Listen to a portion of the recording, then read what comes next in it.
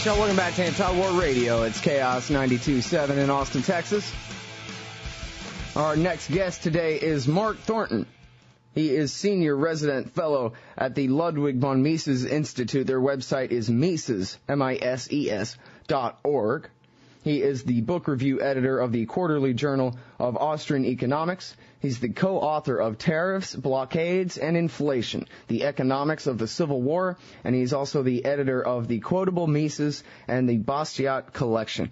Welcome to the show. Welcome back to the show, Mark. Hey, it's great to be with you, Scott. Good to talk to you again. And now, listen, I heard people praising you all over the place, and I hadn't seen it for myself yet. You know me, I'm much more of an anti-war guy than an Austrian economist. But so I went back and I did a Google search site at Mises.org, Thornton, housing bubble, and I found all these articles you've been writing for years and years about how there's a giant bubble in housing and how it's going to pop, and when it does, there's going to be severe consequences.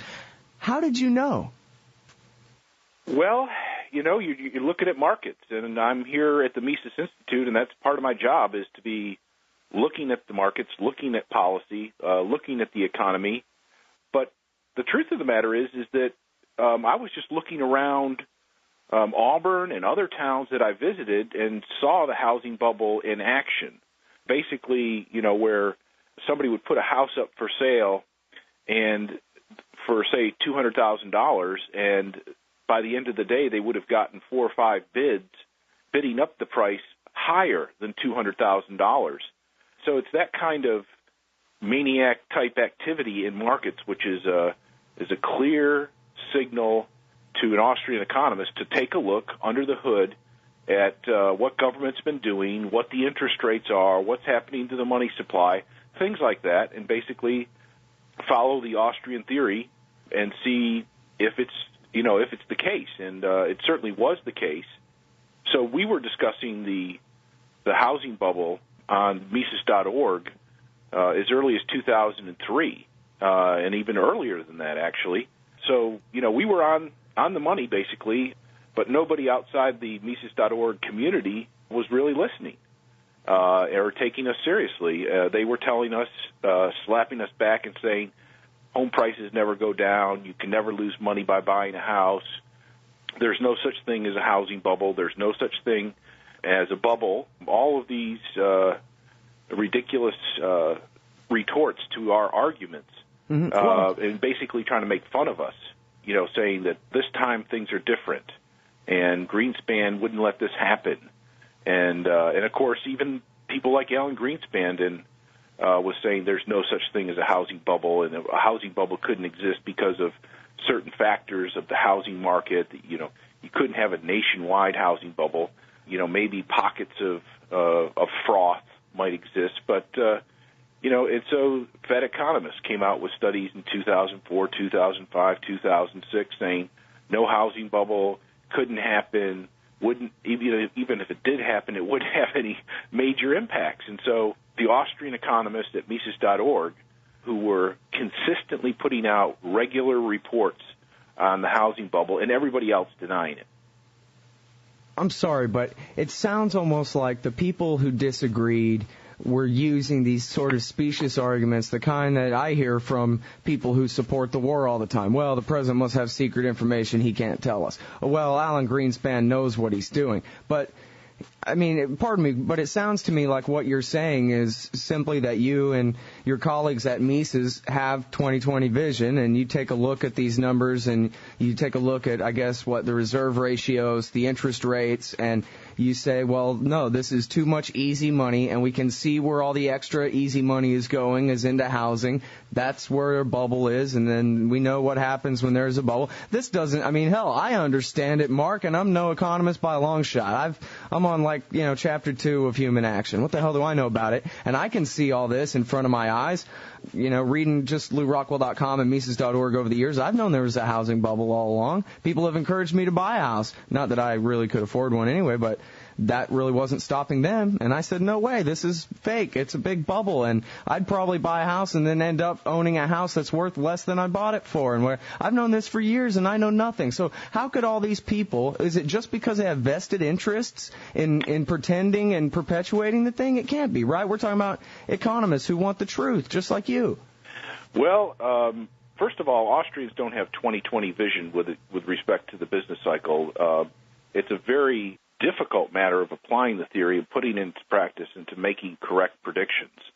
That's not easy to do, and not all Austrian economists saw this coming. As a matter of fact, outside of the Mises, LouRockwell.com group, I don't recall very many articles by other Austrians who noticed the housing bubble. Alan Reynolds, associated with the Cato Institute, for example, he's not an Austrian, but he was, a free market economist, and he was calling the housing bubble people, crazy and lunatics and unrealistic. But there is vested interest here. I mean, Alan Greenspan, right in the very pinnacle of the housing bubble, came out and shot down this argument that there could be a housing bubble.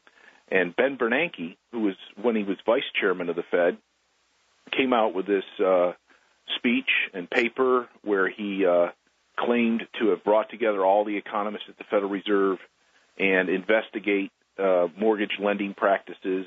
And he came back, and this is right at the pinnacle of all these teaser rates and interest only, all these crazy subprime loans were at their peak. And Bernanke came out and made the statement that he and his team had investigated mortgage lending practices and real estate appraisal practices throughout the country and found that everything was okay, that everything was well regulated by government agencies, and he said that things have never been better with government oversight of the financial markets. And so, and of course, the Fed economists came out with technical reports saying that there was no housing bubble. And of course, this bleeds through to Main Street, to Wall Street economists, to mainstream economists, all basically denying that there was a housing bubble. Very few examples outside the Austrian school where you can find somebody who saw the housing bubble coming. And Paul Krugman didn't call a housing bubble until it was already way too late. And so much for the Nobel Prize. Nouriel Roubini at New York University, who's not an Austrian, he's a very eclectic type of economist, he called the housing bubble. But, other than a few examples, everybody with a vested interest was denying that there was a housing bubble. And basically, if you're a macroeconomist or a prominent monetary theorist in the academic community, the chances are really good that you've worked for the Fed or you've received Fed grants or you would like to work for the Fed. 85% of all monetary and macroeconomists have had some connection with the Federal Reserve trough, and of course they pay very well and a very prestigious position. So I think that there is both ignorance of the Austrian theory of the business cycle, and I think that there's a vested interest amongst economists, the investment community, to deny the existence of problems like this, severe economic crisis. Wow. Well, maybe I'm in the wrong business. Maybe I should be making money for a living. The only problem is I knew it was a bubble, but I would have no idea how to predict when it would pop. Did you know when it would pop? Pretty much. I put out an article on LouRockwell.com August 1st of 2005, and the article was, "Is the housing bubble popping?" And indeed, the week before, the Home Builder Stock Index, which is an index of stocks of companies that build houses across the country, that of course had bubbled up just like the housing market underneath it, and that peaked in the last week of July 2005. It's been declining ever since. It peaked out at 300, and I believe now it's less than 100. So the home builders have lost more than two-thirds of their value, and of course those are the well-financed corporate home builders. There's hundreds and thousands of home builders of a smaller scale size companies that have gone out of business and have been gone for quite some time. So that was the very peak of the market, and I noticed through technical analysis of the charts that looked like a good time in terms of turning it around and the bubble starting to unwind itself. The midpoint in 2005 was that, and then of course you look forward and you say, well, stocks are looking forward about 6 months out into the economy, and sure enough, home prices peaked about 6 months later, and of course subsequently you see the subsequent fallout of foreclosures, bankruptcies, the mortgage lenders going under, mortgage brokers going out of business, all the subsequent things that you would expect to happen after a bubble peaks. Mm-hmm. Well, I got to tell you, Mark, this Little Pirate Radio show has got the most highbrow audience in the world. We got a chat room right now that's just full of professors and economists and corporate CEOs. It's really kind of strange, but one of them has asked me to ask you if an exogenous shock caused the recession or intertemporal misallocation of capital. He also told me to ask you, what the hell did I just say, and then answer it, please. Well, an exogenous shock would be something like a war, a major national disaster, something of that nature, or an economic event outside the country that had an impact inside the country. I don't think that in any way explains what we have going on here today. So I don't believe it's an exogenous shock. The only possible exogenous shock would be something like the invasion of Iraq, and I don't see that as causing what we have here today. I think that's just an extra burden on the American economy. Mm-hmm. So, but not a specific trigger for any particular crisis, though. No, and there's no reason, and when you look at it over time, there's no reason to suspect that you would that an exogenous shock would be the explanation for the housing bubble or the subsequent bust, the financial crisis that we have right now. The questioner, the second alternative is an intertemporal misallocation of resources, and that's essentially what is behind the Austrian theory of the business cycle, that signals in the economy get out of whack, and this results in the allocation of resources in a way that is inconsistent with basic consumer wants and desires and demands. And this is a general way of explaining the Austrian theory of the business cycle, and essentially what you have here is the Federal Reserve in 2001 reduced interest rates from 6.5% down to 1%. So that's the exogenous shock right there. Well, that's a Fed-induced exogenous shock for sure. And what that means is that banks could essentially borrow money from the Fed at 1%, which after inflation means that they're actually borrowing at a negative real rate of interest. So there's a tremendous incentive for banks to try to take advantage of those low interest rates and make a lot of loans and make a lot of fees, things of this nature. So when the Fed reduced interest rates, the banks got a hold of the money. It ended up in the mortgage market with the tremendous credit expansion. Home builders could easily finance development projects. People could get low-interest loans, things of that nature. And so housing, which was already pretty hot at the time, it had been hot. In 1997, there was a tax break. And then, of course, we had the dot-com bubble, so there was a lot of home building already. But in 2001, we had a recession, and yet home building and housing prices did not decline. It's the first recession we've ever had where there wasn't a reaction in the market for homes and home construction. Typically in a recession, the amount of homes being constructed, permits being issued, things of that nature all decline. Home prices either stay level or they decline somewhat in a recession. But this time, this recession, because interest rates were so low, the housing market continued upward. Housing prices continued upward. The number of homes being built continued upward.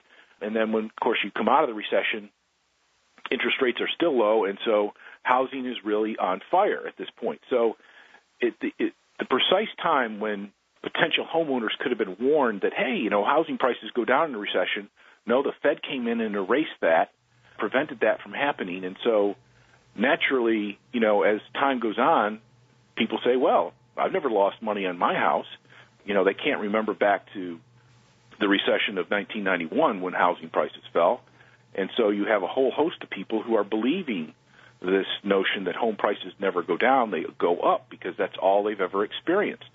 And so the housing bubble got started, became tremendous, humongous number of homes were built, prices were increasing 10% a year in real terms, adjusted for inflation, and so housing prices got bid up to tremendous values, and the number of homes built was a tremendous increase in the number of homes built. And so you have resources in the economy that are being moved around, real resources. People are leaving, for example, the manufacturing industries and coming into home building. People are leaving Mexico to come into the United States to work in into the home building industry. All that problem of illegal immigration that we had and that Lou Dobbs talked so incessantly about was basically because of the housing bubble. They came in to work in home construction, landscape installation, road construction. That 75% of all illegal Mexican jobs were caused by the housing bubble. And, of course, now that's all changed around. But basically during this housing bubble, you have a reallocation of resources, of land, labor, and capital into housing. And now all that's going to have to be moved back around into congruence with real consumer wants and desires. In the meantime, however, things get moved around by unemployment and by bankruptcy. People are losing their jobs in home construction and in construction, landscape installation, things of this nature. They're going to have to become unemployed. Companies that are related to financing homes, construction, things of that nature, they're going to have to go bankrupt, and those resources are going to have to be reallocated to other industries. Yeah, but Mark, aren't you talking like Ron Paul had won the election or something? Because the Democrats are going to do a stimulus package, and they're going to save us from this recession that you're describing as necessary. Well, Scott, they can't really prevent this correction process. They can stall it, they can distort it, they can do a lot of things to it, but it's inevitable. Okay, and everything that they've done in terms of trying to bail out the economy and to stimulate the economy are actually making things much worse. The economy had been making adjustments to the housing bubble for over a year prior to the government jumping in and getting in the way of all this. And what had been going on was people were restructuring their finances. Companies were trying to increase capital on their balance sheets. Other companies were filing for bankruptcy. So companies were downsizing. Companies were merging with one another. They were raising capital from foreign sources. They were making all of these necessary adjustments. And then the government jumped in for the last 12 months and have been inducing bailouts and stimulus packages, rescue plans from the Fed, all of which have been unprecedented. Okay, so these are not just the normal type of things that they've done in the past, where they give, rebate checks. They did that. Of course, that didn't work. And, and then the other thing they can do is reduce the interest rate at the Fed, and they've done that. That hasn't worked. So their normal remedies have not worked, and so they've come up with a dozen or so unprecedented emergency measures, all of which have been unsuccessful at addressing the real problems that are involved here. It's like this is what they say about pushing on a string, that the Fed, they can only do so much, really, and that they're trying basically, I saw Chris Matthews the other day, basically, he put it perfectly well, I think, in explaining what it is that the Fed is up to, is the American people are saving. They're looking at bad economic times, so they're saving, but we need them to spend. We need them to take out loans. We need, that's how you prop up the economy, is with consumer spending and this kind of thing. We have to fight the onset of this recession. people aren't going along with what the Fed is attempting to master plan their behavior as doing, right? That's right. The Fed can influence markets, but it cannot actually control markets. And pushing on the string is the old phrase that's used to indicate that time in the business cycle when the Fed tries to do something but has no impact on the market. And that's basically what we see here is the Fed has reduced rates, the federal funds rate, which is where the Fed is lending money into the banking system, and no one is really buying it. The banks have banks have essentially done have gone back to the old standards of making loans, and even then they've been even more careful because, of course, as the recession gets worse, they have to take that into account. So lending standards have gone back to what they used to be. And during the bubble, of course, when the Fed is, basically giving away free money, free credit, and indicating they'll bail out anybody at any time, credit standards were reduced. All of the corruption and stuff in financial markets and mortgage lending markets is the result of the Fed making money too loosely available, and therefore lenders reduce their credit requirements on customers. And, of course, you also have contributing factors like the Community Reinvestment Act, which mandates that banks have to give away loans to people who can't pay them back, the Financial Modernization Act, which basically allowed banks greater leeway with how they structured their portfolios. And so you have the government increasing the pool of bad lenders and bad borrowers, which contributed to the overall bubble and the degree of the bust. But the Fed is in a position right now, and people, whether they're banks who are going back to lending standards or people who are trying to improve their own personal balance sheet by saving money, paying down their debts, reducing their consumption, increasing the amount of work they do. I know a lot of people are trying to not only maintain their job, but increase their skill levels, take part-time jobs. These are the types of things that people should do and are doing in response to this crisis. And so, you find people moonlighting, you find people working overtime, you find people working for Tupperware or Avon or, whatever to try to raise extra money to provide yourself with a cushion against this depression. Because, all these bailouts, they haven't helped the American people one bit. All of this stuff, is with the eye of helping the American citizen, but it hasn't. I mean, it's all directed to the big money guys in Wall Street. It really is amazing, isn't it, the way that they say that this is to benefit Wall Street and Main Street, because Main Street needs Wall Street and got to have all this liquidity and way. And basically what they're saying is we're taking, $1 trillion to start from all of you to give it to these few people that we all know make, tens of millions of dollars a year, being the richest people in the world that they are. And it's for you. We're taking your money, giving it to people who are already rich, but it's all for you. And they're actually getting away with that. Yeah, it's probably the biggest scam in the history of mankind. Here you have, Hank Paulson, the Secretary of the Treasury, is the former CEO of Goldman Sachs. And you have him and his employees from Goldman Sachs, these teams that go into companies like Lehman Brothers and so on and so forth. Those weren't really Treasury people. Those were Goldman Sachs people who are looking at the books of these companies and deciding who is and who is not going to get a bailout. Is J.P. Morgan going to get a $30 billion low-interest guaranteed loan from the Fed, or is Lehman Brothers? Well, it turns out it was not Lehman Brothers. It was J.P. Morgan. So I think you see, a giant heist of the American pocketbook, and you see the criminals who have caused this problem, like the people at the Fed and the people at the Treasury and the White House, and now they're doling out money essentially to their friends and their coworkers and their shareholders. And it's not going to do any good except for those people. What the market would do is to take away the ownership of all these companies and give it to other people through bankruptcy.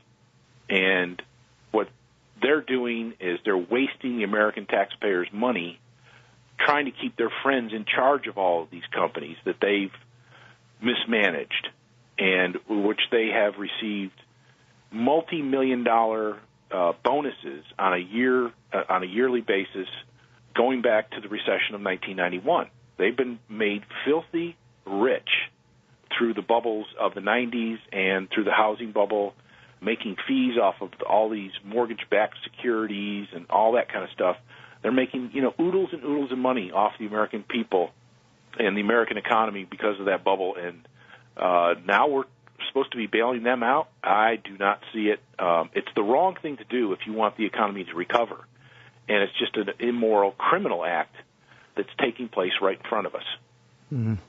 All right, well, help settle a contradiction, I think, that I have in my head here. First of all, it seems to me outright theft for a bank to be able to loan me money for a house. They buy a house.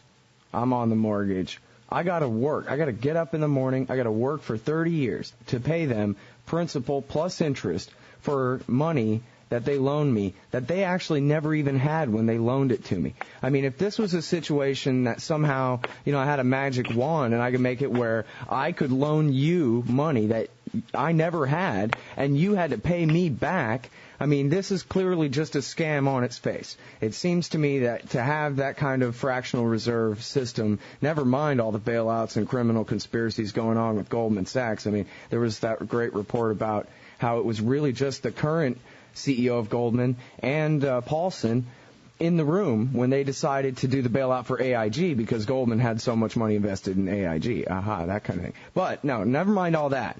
Seems to me basic housing loan structure, fractional reserve banking. I as a bank can loan you money that I don't have, but you still have to pay me back in your blood, sweat, and tears for decades for it. Seems like a scam. On the other hand, they say that, well, the inflation only really comes when the banks and the government are creating more money than is needed for economic growth. But you have to increase the money supply for economic growth, or else there will constantly be pressure on downward pressure on prices that'll bankrupt people just the same. No, I mean, you don't have to increase the money supply. There's no requirement to increase the money supply. Any amount of money will do in an economy, and decreasing prices, which Paul Krugman and everybody else in New York and Washington is deathly afraid of deflation. But, everybody I know loves deflation. That's why they go to Walmart, because they want lower prices. So falling prices is good for the American people. It's bad for Wall Street and all these criminal operations, and Washington, D.C. doesn't like it because of it's such a huge debtor. But the American people love lower prices. Now, the issue of fractional reserve banking is really how the Federal Reserve generates such tremendous inflationary waves in the economy, and why the banking system is so inherently unstable. Because banks are only required to hold a very small fraction of all of their deposits on reserve. And as a consequence, they can make a lot more loans than they otherwise would be able to make. And basically, everybody in America thinks their money is in the bank, but it's not. There's not a little pile of money in the vault that says Scott Horton, and this is your little stack of money in there. The money is not in the bank. They lend it all out, and if they ever get in trouble, they go to the Federal Reserve and borrow money from them. So it's an inherently unstable banking system that we have because it's only fractional reserves, and the Fed tries to manage that process. But in this case, they've been bailing out the system for so long that they've gotten us to a point where they really can't continue to bail out the economy. They've created this monster. They're fighting it with all of their might, with all these unprecedented expansions of the monetary base, expansion of the federal debt, doing all sorts of things. But, they've gotten to the point where you have a huge pile of pyramided money in the economy and it's coming unglued. All right, now let's talk about the role of government spending in all this. Dr. Ron Paul, who I guess really is an Austrian economist in his own right, he doesn't say that. He likes to talk about people like you and say, well, this is what the Austrian economists say, but he is one, and he says that government spending is driving many of these distortions in our economy, driving us, that the government itself is bankrupt, that they're leading the entire country to bankruptcy. I think I read something where you mentioned $60 trillion in liabilities out there, and particularly I'd like to see if you could address the cost of not just the wars in Iraq and Afghanistan, but maintaining the empire around the world, which has been estimated, I think, by Robert Higgs and others as approximately $1 trillion a year. Is that actually a negligible amount compared to the gross domestic product, like they say in the New York Times? Well, one thing I point out is that, apparently Ron Paul has been listening to me because he referenced my work in the housing bubble in his book on the revolution. And so he's a regular reader of Austrian economics. He's been reading Austrian economics since the 1960s. He reads Mises.org every day and LouRockwell.com every day. And antiwar.com. And antiwar.com, of course. And, so he's aware of all this stuff. And the $50 trillion figure that I wrote about recently is now at least $60 trillion, and that does not take into account any of these bailouts. So the amount of our unfunded future liabilities in the United States is enormous. It's something that we can't possibly pay off, honestly. We can't cut spending. We can't raise taxes enough to pay that off. It's going to have to sort of pyramid itself into greater and greater debt, and, of course, inevitably they're going to resort to more and more inflation. The empire is a big part of that picture.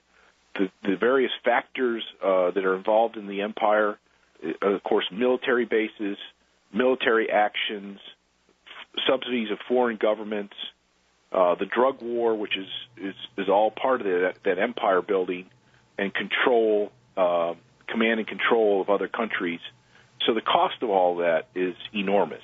Is there any question that it's a net loss? I mean, empires traditionally are about armed robbery and making money off the people that you conquer, right? That's right. And, economists for a long time have recognized that empires are a losing proposition economically. They are an economic drain on the host country, on the home country, and empires never fail to bankrupt the host country or the home country. And the results, the aftermath, is something to consider. If you look at the Roman Empire, for example, where they reached out and stationed troops all throughout Europe and Africa and the Middle East, eventually that ate away, and they took from all of these other countries. They took their silver, they took their excess grain, and they brought it back to Rome, and they had a big party for a long time, but ultimately the empire began to crumble. They couldn't finance the army, couldn't continue to maintain the infrastructure. And when the Roman Empire fell, Rome itself and Italy itself went into, a long period of economic dormancy, a long period of depopulation, and a long period of declining standards of living. The same thing happened to Britain. Britain had this worldwide empire. It couldn't continue to finance it. They gave it up, so to speak. They didn't really fight to maintain it, so the impact on Britain wasn't quite the same. But still, Britain declined as a economic power. They became dormant and have only really recovered from that in recent years. And so the same thing is going to happen to the United States. Do you think it's a done deal now? Yeah. I think that we've every empire learns from the previous one, and we learned that it's not a good idea to take control and try to maintain the military structure in all of our various foreign possessions. So we maintain the military for Japan, but we don't maintain the full military for places like Germany, Israel, other countries, we leave them in control of the political situation, and we don't maintain the entire military structure of the empire. We share that cost, and so we've tried to, we'll learn from previous empires. We won't spend ourselves into oblivion, but I mean, ultimately, those costs continue to build, and they continue to mount. The structure continues to break down and to fragment.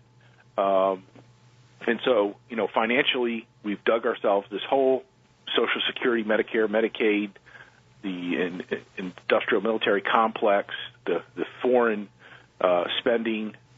$4 trillion a year now, right? It was $3 trillion. Now we have this bailout on top of that. It's $4 trillion a year is the national government's budget. Point, right? I believe that's right. Yeah. All right. Now let me ask you, and I'm sorry because we only have, we don't even have time.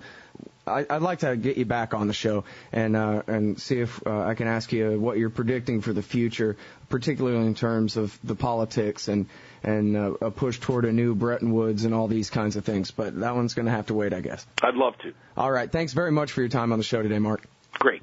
All right, everybody, that's Mark Thornton. He is Senior Resident Fellow at the Ludwig von Mises Institute of Austrian Economics. That's at Mises.org, Mises.org. He's the book review editor of the Quarterly Journal of Austrian Economics. And what the hell, I'm going to get away with playing this song. See y'all tomorrow.